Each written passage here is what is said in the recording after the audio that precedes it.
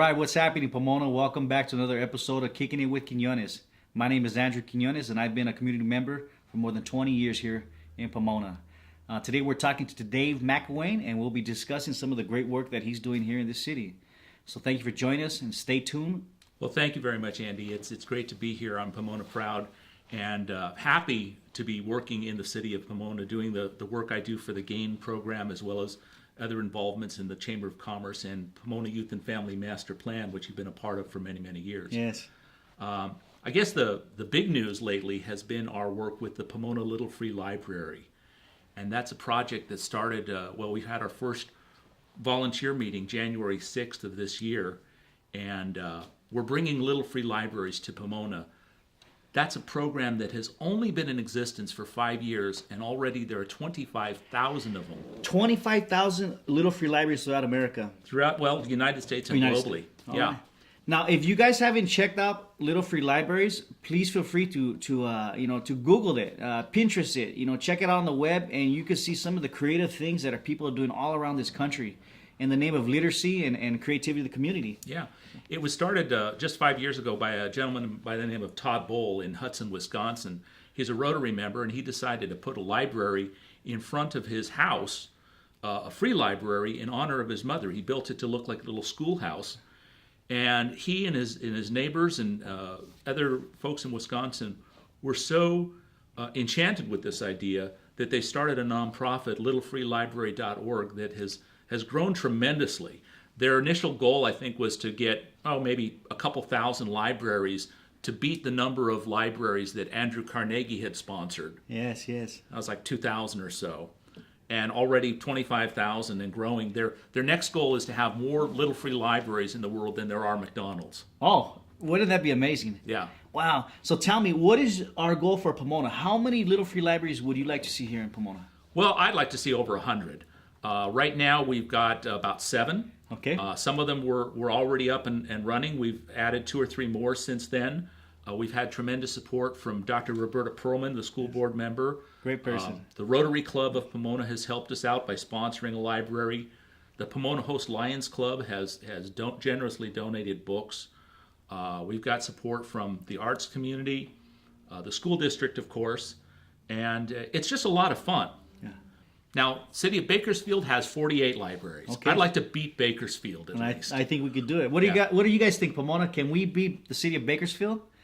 Hey, so check this out. Now, I'm really excited about this idea, and again, I appreciate you bringing it down to the City of Pomona and creating a movement. Basically, is what you're doing or you're inspiring here. And can you please tell us the current Little Free Libraries that exist here in Pomona? Where can people find them if they're driving by? Well, most of them right now, I think we have about 4 of them in the Yorba neighborhood, which is just north of the 10 freeway and just east of White Avenue. There's a brand new one installed at the Pomona Hopes Community Street Garden. Yes. Just above Monterey. And that's Monterey and just past Garey, right? Gibbs, kind of between Gibbs and Garey. They've got a wonderful street garden. That library was purchased and sponsored by the Rotary Club of Pomona, and we just had a grand opening dedication last weekend. It looks wonderful. Yes. It was created by a local artist and one of our Little Free Library stewards, Sasha Amy. The other ones, as I said, are in the Yorba neighborhood. And also, I believe the newest is at the home of Dr. Roberta Perlman in Phillips Ranch on Navajo Trail. All right. Now, I met one of the ladies that had made a Little Free Library, and she told me the story how she picked up an old newspaper vending machine. Yeah. A lot of the youngsters nowadays, they don't see too many of those anymore, where you put a couple quarters in there and you take them out. But she made a Little Free Library, and she decorates it every season, from what I understand. I think that's Maria Velasquez. Yes. on McKinley. Maria's one of our original stewards, and the creativity that goes into building these things. I mean, you can make a box, and the ones that we're providing for people to decorate are the standard box, or you can go absolutely crazy. Yes. And if you go on Pinterest or the web, you will see very, very creative examples of Little Free Libraries. Some of them are tied to a specific genre. So, for instance, someone who appreciates poetry might have a library that is dedicated. Edgar Allan Poe. Yes, box. That's right. and other there are quite a few. I guess there are quite a few Doctor Who fans, science fictions fans out there, because a lot of little free libraries look like the blue TARDIS, the British phone box. Yes. That's cool. So you can go as and they are found everywhere. We'd like to put some, with the help of Pomona Host Lions, we're hoping to put some in laundromat locations where families go. They may have children with them. We'd like to have literature for both the parents and the children. But this is not just about literature. Books are the vehicle. Yes. It's about building a sense of community. Yes. It's about making the streets a place where you go, not just to go from point A to point B, but to take a walk, to meet with your neighbor, to stop and chat a while. Some little free libraries make an extra special effort to encourage people to walk. So, for instance, they might have a water bowl or dog biscuits for your dogs. Yes. At the little library. That's cool. Yeah, and building community, really, that's what it's all about. And I'm really excited because I'm an artist, and I work with the San Gabriel Valley Conservation Corps. And so I have access to a lot of recyclable materials. So this summer, I'm going to take a personal initiative to build a few little free libraries out of recyclable material. So it won't cost me anything, and I get to mentor some young people. And I think more important, I get to get these young people to take these little free libraries out to the community. Yeah. And place them and start building from there. So. And we want to have the little free libraries in what are called book deserts. Book deserts. Places without access to books. Now, we have a wonderful public library in Pomona. Yes, we do. And we're all dedicated to supporting that public library, seeing it's got some consistent funding. But for one reason or another, there will be people who do not or will not or cannot go to the public library. Yes. Maybe it's a fear of having late fees or registration cards. So we want to put books in the community. And the nice thing about a little free library is there are no late fees, there's no library cards, there's no overdue fees. Yes. You can take a book and leave a book. If you don't leave a book, that's fine too. Yeah. You could even leave DVDs or CDs or music. You know, we definitely encourage you, Pomona, to get out there, learn more about little free libraries, build one yourself. You know, join the network and continue to build Pomona in a positive way. It's easy to build these little libraries. We've got plans are available. We have a Facebook page, Pomona Little Free Library, but you can go to littlefreelibrary.org. There are all kinds of plans available. You can buy a little free library online, or you can just get ideas on how to make your own. Yeah. Right now we've got a really dedicated volunteer, Steve King, awesome who's guy. helping us to build those libraries. He's working at the Mount Sac wood shop on the weekends and cutting out the wood, and then we get to put it together with people. And it's a real fun project putting these things together. But anyways, Dave, now that's not the only thing you do here in the city of Pomona. Can you share with our fellows out there some of the other things that you're doing here? Well, my day job is working for the Los Angeles County Office of Education. I've been managing a program in Pomona for the past 8 years called GAIN, which is Greater Avenues to Independence. We help low-income parents to find employment in the community. I've got a wonderful facility right there at Garey and Arrow, a great staff of very professional job search specialists who instruct people how to find employment. And we've been very, very successful in helping a lot of parents and families to become economically self-sufficient through employment. We sponsor job fairs involving local employers, working with the Chamber of Commerce to encourage economic development, because really we want Pomona to be vibrant, and growing, a great place to do business, a great place to live, a great place to work. Yeah. And again, thank you very much for all your efforts.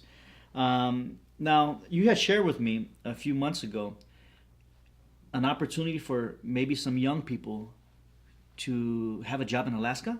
Yeah, we actually had a recruitment quite recently, just a couple of weeks ago. We're working with a company called Icicle Seafoods, which is based in Seattle, and they're hiring young people for work in Alaska processing the salmon catch. And it's not summer camp. It's hard work. Hard, cold, wet work, processing the fish catch up there in very remote parts of Alaska. It does pay an hourly wage, but it's got a lot of paid overtime. Yes. And one of the nice benefits is that room and board are completely paid by the employer. Yes. So all a young person has to do is to get themselves up to Seattle, and the company will fly them up to the middle of nowhere, Alaska, Yeah. and put them to work all summer long. They can save up to $5,000, Yeah. and that can be a car. Yeah. And here in Southern California, you got to have wheels to get a job. That's right. We've definitely been encouraging young people to take advantage of that opportunity. I think we had about 80 Pomona residents interviewed, and we're looking to have 30 or more of them hired for that Alaska job. Great. Can you share with the community the best way to connect with you? Yeah. Well, our Pomona Little Free Library is on Facebook. That's an easy way to get in touch with us and see lots of examples and links to the other libraries in the community. And you can always contact me at the Gain office. Again, that's at Garey and Arrow Highway in the Dollar General Shopping Center. You can send me an email. I get lots and lots of emails. Yes. I go to the Chamber of Commerce events, as you do, That's our right. monthly networking luncheons, and those are real important places for me to meet people with business opportunities or employment opportunities. Absolutely. All right. Now, we're coming toward the ends of our segment. I always like to give shout outs, but I'm going to ask you, can you give our audience a few tips in regards to maybe employment for those who are looking out there? Well, don't get discouraged. What I tell our job seekers in our program is that when you get discouraged, not if, but you will get discouraged. Stop looking for a job for yourself for a few minutes and take a few moments to look for a job for one of the other job seekers in our program. You'll be amazed at how much that reinvigorates you and opens up your creativity to finding employment for yourself. And also, it's a nice thing to do. It is a numbers game. You have to get out there. You have to put a lot of applications out there. You have to do a lot of online applications now, so a lot of it is on the computer. Research the company so that you know every page of their web page. Yes. You want to know when they were founded, what their company values are. You want to know who works where, and all that information is on the web. What I tell our participants in the program is be snoopy. Yes. I mean, the web is there. You do your research and find out everything you possibly can about any company through LinkedIn, through Facebook, and other social media. And you had said something important. I just want to make sure that we highlight it a little bit. Now, most companies, if you're doing an online application, they have computers scanning these applications. So you have to also kind of make sure that you put in those keywords. Yeah. Because remember, there's not a human being scanning these applications anymore. It's a computer.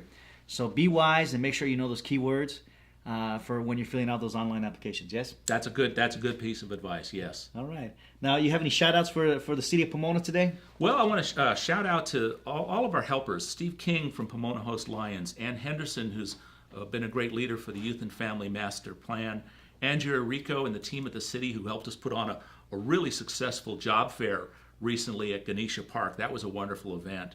Our council members, our city managers and leaders, our Pomona Chamber of Commerce board members and executive director, and Erica Frausto.